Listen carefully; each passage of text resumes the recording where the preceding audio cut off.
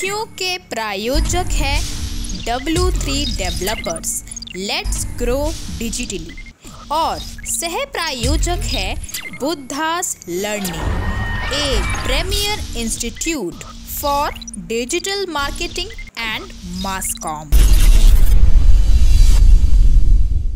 क्या आपने गौर किया है कि जब भी हम शमशान में किसी का अंतिम संस्कार करने के बाद घर आते हैं तो घर आने के बाद हमें पानी की कुछ बूंदें अपने ऊपर डालने के लिए कहा जाता है और फिर उसके बाद स्नान करने के लिए कहा जाता है और फिर कहा जाता है कि जो भी वस्त्र आप पहन कर गए थे उन्हें आप यहीं उतार दें और नए वस्त्रों को धारण कर लें।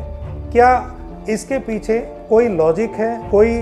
साइंटिफिक तर्क है या कोई एक रूढ़िवादी मानसिकता है जिसे हम चिरकाल से ढोते हुए आ रहे हैं? नमस्कार दोस्तों, निष्ठा ध्वनि की इस खास पेशकश में आपका स्वागत है जिसका नाम है क्यों। और आज हम इसी के बारे में बात करेंगे कि क्यों शमशान घाट में जाकर जब वापस आते हैं तो नहाना जरूरी है, अपने ऊपर पानी छिड़कना जरूरी है और अगर आप जो भी वस्त्र पहनकर गए थे उन वस्त्रों को त्याग कर नए वस्त्रों को धारण करना ये भी कितना जरूरी है। जन्म और मृत्यु ये प्रकृति के अटल सत्यों में से आते हैं। अगर कोई व्यक्ति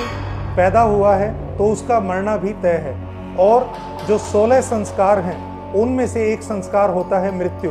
तो जब कोई संस्कार इतना जरूरी है तो उसे हम इस प्रकार घृणित नज़रों से क्यों देखते हैं? कोई व्यक्ति किसी के अंतिम संस्कार में या अंतिम क्रिया में जाता है और जब वो अपने घर आता है तो उसे क्यों बोला जाता है कि पहले आप नहाइए और उसके बाद ही घर में प्रवेश कीजिए? तो जैसा कि हम सब जानते हैं कि जो व्यक्ति अगर पैदा हुआ है तो उसका मरना तय है और ये बात गीता में भी भगवान श्री कृष्ण ने कही है कि आत्मा अजर है, अमर है और अगर कोई व्यक्ति मरता है तो मरने के बाद केवल आत्मा ही है जो रह जाती है, क्योंकि जो शरीर है वो तो पंच तत्वों में विलीन होना ही है और जो आत्मा है वो जैसे एक चोले को छोड़कर दूसरे चोले में चली जाती है, इसी प्रकार आत्मा भी एक शरीर को छोड़कर दूसरे शरीर को धारण कर लेती है। लेकिन जो नश्वर शरीर है उसे हम हिंदू धर्म में जलाते हैं, उसे हम शमशान में जाकर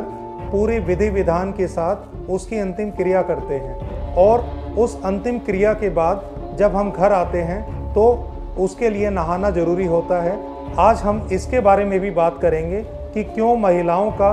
शमशान घाट में जाना वर्जित है। अब हर किसी बात के साथ कोई ना कोई अंधविश्वास भी जुड़ा होता है। एक सबसे बड़ा अंधविश्वास जो मैं आपको कहूँगा वो ये है, जब कोई व्यक्ति अंतिम संस्कार के बाद घर आता है तो जो बड़े बुजुर्ग हैं वे कहते हैं कि कोई भूत ना चिपट गया हो तो इसे बोलो कि नहा ले,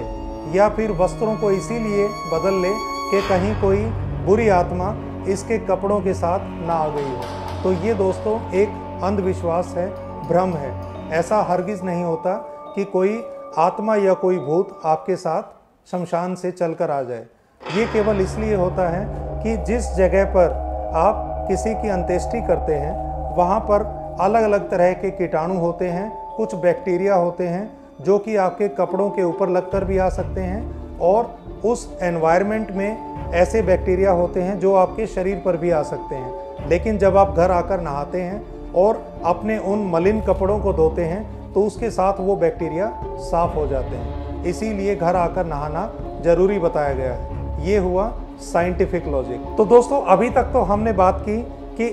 अगर कोई व्यक्ति शमशान घाट में जाता है तो उसके बाद जब वो वापस आता है तो उसके लिए नहाना क्यों जरूरी है, इसके पीछे अंधविश्वास क्या है और इसके पीछे साइंटिफिक लॉजिक क्या है। अब हम बात करेंगे तंत्र साधना की कि तंत्र विज्ञान इसके बारे में क्या कहता है। तो आपने अक्सर देखा होगा कि जितने भी अघोरी हैं, जितने भी तांत्रिक हैं, ओझा हैं, तो वे सभी लोग शमशान घाट में जाकर तंत्र साधना करते हैं। अब शमशान घाट में अगर कोई तंत्र साधना करेगा तो वहाँ पर यकीनन कुछ नकारात्मक ऊर्जा भी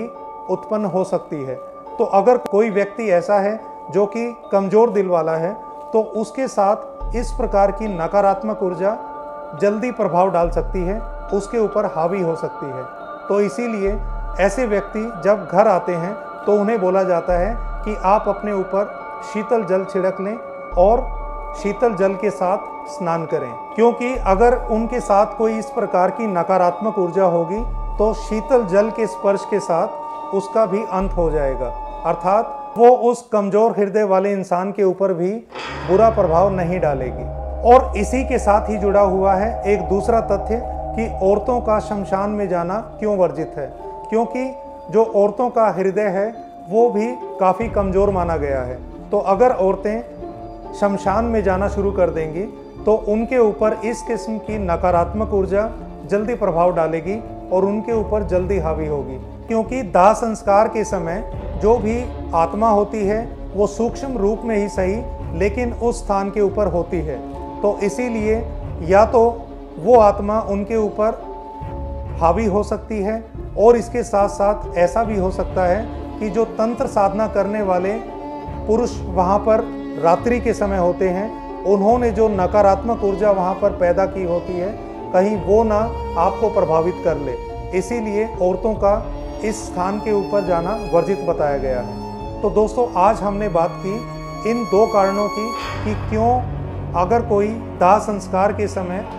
शमशान में जाता है और उसके बाद जब वो वापस आता है तो उसके लिए नहाना कितना ज़रूरी है, अपने ऊपर शीतल जल का छिड़काव करना कितना ज़रूरी है और क्यों महिलाओं का ऐसे स्थान पर जाना वर्जित है, इसके बारे में आपको हमारा ये प्रसंग कैसा लगा प्लीज़ नीचे कमेंट बॉक्स में ज़रूर लिखें। और अगर आपके भी कोई सुझाव हैं तो उसे भी नीचे सजेशन बॉक्स में ज़रूर डालें और हमारे इस वीडियो को ज़्यादा से ज़्यादा लोगों के साथ शेयर करें। और अगर आपने अभी तक इस चैनल को सब्सक्राइब नहीं किया है तो प्लीज़ इस चैनल को सब्सक्राइब करें, बेल आइकन को दबाएं ताकि भविष्य में आपको इसी किस्म के रोचक अपडेट लगातार मिलते रहें। और आज की वीडियो में इतना ही, हम इसी तरह के और भी अपडेट लेकर आते रहेंगे। तब तक नमस्कार, आपका दिन शुभ हो।